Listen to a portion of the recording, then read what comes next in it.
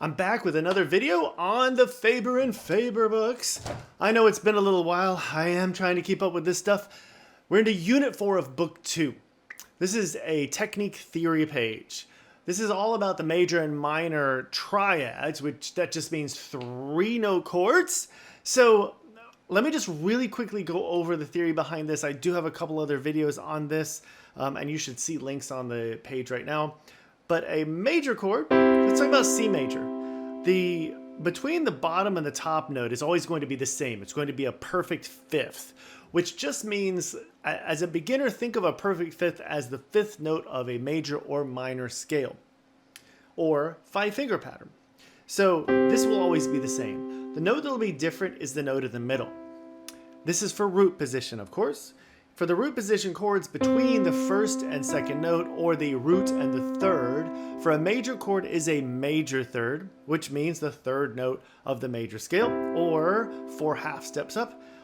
The minor chord is going to be the third note of the minor scale, or a half step lower than the major triad. So let me go ahead and play the major and minor triads exercise.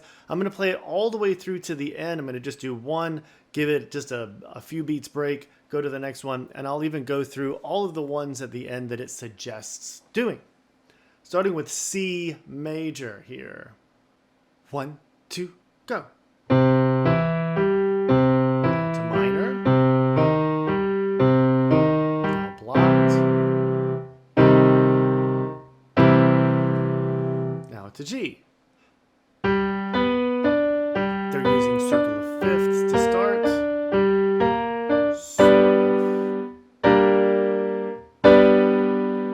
Now the next one is the first flat scale. F.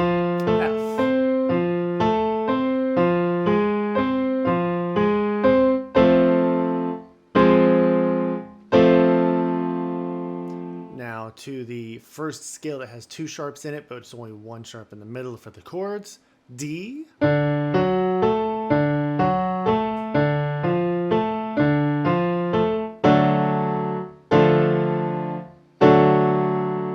Now to A major.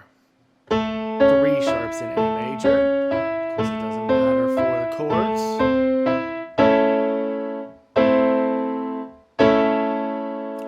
E major, the next sharp scale. Now E minor.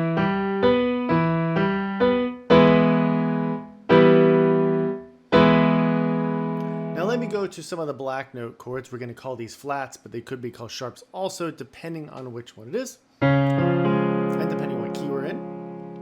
So D flat major, doing the same thing, even though it's not written out. If you've gone ahead and learned some scales starting on black notes, just know that the rules, the finger pattern rules for scales, do not apply to chords. Next one, A flat.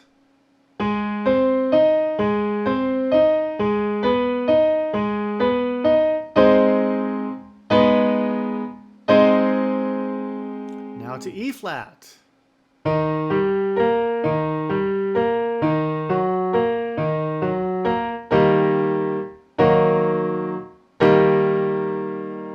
Now on to a sharp chord, F sharp. This could be also called G flat.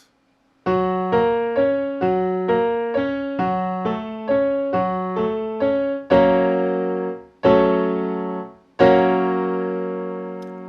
right, now on to the last two that I think for a lot of students, these are sometimes the hardest two. B flat and B. Start with B flat.